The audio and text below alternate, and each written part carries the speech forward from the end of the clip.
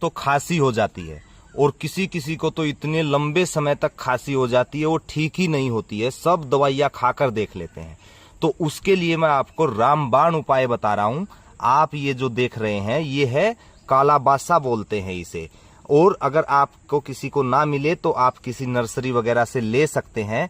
आपको क्या करना है, इसके 2 से 3 पत्तों को तवे पे भून लेना है, इसकी राख बना लेनी है और उसमें थोड़ा सा शहद मिलाकर आप चाट लीजिए।